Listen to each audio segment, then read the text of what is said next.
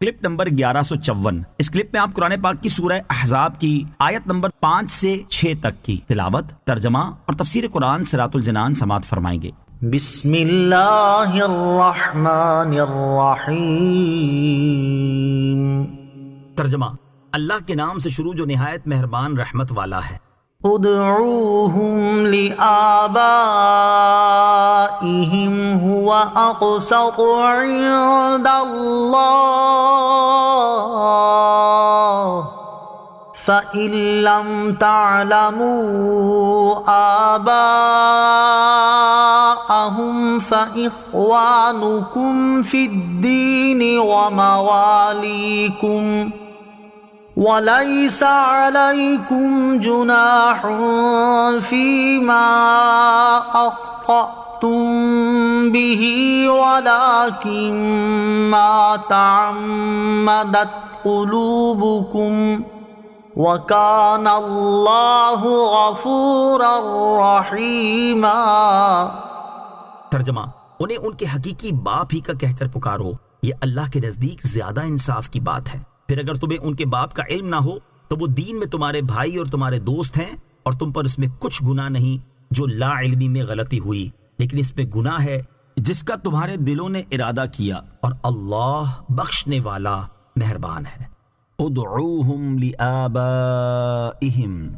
انہیں ان کے حقیقی باپ ہی کا کہہ کر پکارو۔ اس سے پہلی آیت میں لے پالک بچے کو پالنے والوں کا بیٹا قرار دینے سے منع کیا گیا، اور اس آیت میں یہ فرمایا جا رہا ہے کہ تم ان بچوں کو ان کے حقیقی باپ ہی کی طرف منسوب کر کے پکارو، یہ اللہ تعالیٰ کے نزدیک زیادہ انصاف کی بات ہے۔ پھر اگر تمہیں ان کے باپ کا علم نہ ہو اور اس وجہ سے تم انہیں ان کے باپوں کی طرف منسوب نہ کر سکو تو وہ تمہارے دینی بھائی اور دوست ہیں، اور انسانیت کے ناطے تمہارے چچا زاد ہیں، تو تم انہیں اپنا بھائی یا اے بھائی کہو، اور جس کے لے پالک ہیں اس کا بیٹا نہ کہو۔ اور ممانعت کا حکم آنے سے پہلے تم نے جو لا علمی میں لے پالکوں کو ان کے پالنے والوں کا بیٹا کہا، اس پر تمہاری گرفت نہ ہوگی، البتہ اس صورت میں تم گناہگار ہوگے جب ممانعت کا حکم آ جانے کے بعد تم جان بوجھ کر لے پالک کو اس کے پالنے والے کا بیٹا کہو۔ اللہ تعالیٰ کی شان یہ ہے کہ وہ بخشنے والا مہربان ہے، اسی لیے وہ غلطی سے ایسا ہو جانے پر گرفت نہیں فرماتا، اور جس نے جان بوجھ کر ایسا کیا ہو اس کی توبہ قبول فرماتا ہے۔ النبی اولا بالمؤمنین من انفسهم وازواجه امہاتهم وَأُولُو الْأَرْحَامِ بَعْضُهُمْ أَوْلَى بِبَعْضٍ فِي كِتَابِ اللَّهِ مِنَ الْمُؤْمِنِينَ وَالْمُهَاجِرِينَ إِلَّا أَن تَفْعَلُوا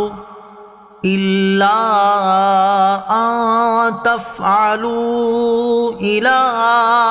أَوْلِيَائِكُمْ معروفا کان ذلک فی الکتاب مسطورا۔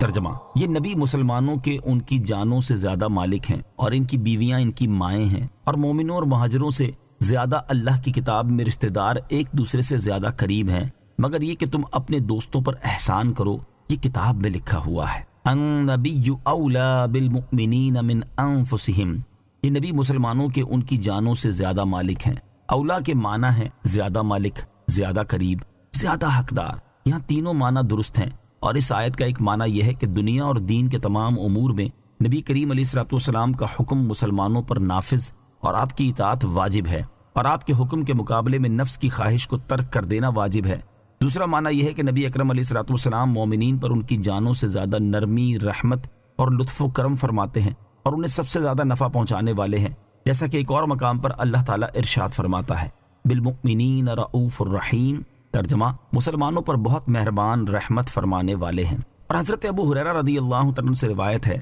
سید المرسلین صلی اللہ تعالیٰ علیہ وآلہ وسلم نے ارشاد فرمایا، میری مثال اور لوگوں کی مثال ایسی ہے جیسے کسی شخص نے آگ جلائی، جب اس نے اپنے ماحول کو روشن کیا تو پروانے اور آگ میں گرنے والے کیڑے اس میں گرنا شروع ہو گئے، تو وہ آدمی انہیں آگ سے ہٹانے لگا، لیکن وہ اس پر غالب آ کر آگ میں ہی گرتے رہے، بس میں کمر سے پکڑ کر تمہیں آگ سے کھینچ رہا ہوں اور تم ہو کہ اس میں گرتے ہی جا رہے ہو۔ امام مجاہد رضی اللہ تعالیٰ عنہ فرماتے ہیں کہ تمام انبیاء کرام علیہ الصلوۃ والسلام اپنی امت کے باپ ہوتے ہیں، اور اسی رشتے سے مسلمان آپس میں بھائی کہلاتے ہیں کہ وہ اپنے نبی کی دینی اولاد ہیں۔ وَأَزْوَاجُهُ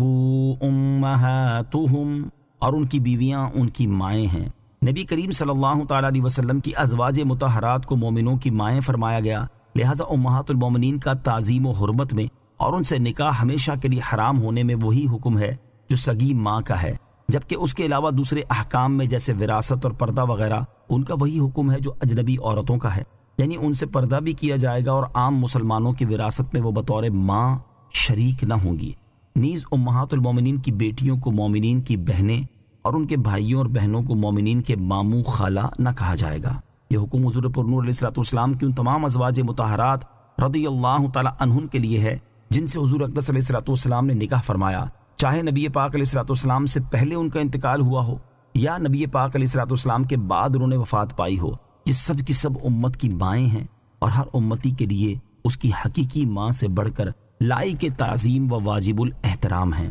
وَأُولُو الْأَرْحَامِ بَعْضُهُمْ أَوْلَى بِبَعْضٍ، اور رشتے والے ایک دوسرے سے زیادہ قریب ہیں۔ نبی کریم صلی اللہ تعالیٰ علیہ وآلہ وسلم نے ہجرت کے بعد بعض مہاجرین کو بعض انصار کا بھائی بنا دیا تھا اور اس رشتے کی وجہ سے وہ ایک دوسرے کے وارث ہوا کرتے تھے۔ پھر یہ آیت نازل ہوئی اور فرما دیا گیا کہ میراث رشتہ داروں کا حق ہے اور انہی کو ملے گی۔ ایمان یا ہجرت کے رشتے سے جو میراث ملتی تھی وہ اب نہیں ملے گی، البتہ تم دوستوں پر اس طرح احسان کر سکتے ہو کہ ان میں سے جس کے لیے چاہو کچھ مال کی وصیت کر دو تو وہ وصیت مال کے تیسرے حصے کی مقدار وراثت پر مقدم کی جائے گی۔ اس سے معلوم ہوا کہ رشتہ دار ایک دوسرے کے وارث ہوتے ہیں۔ دینی برادری کے ذریعے کوئی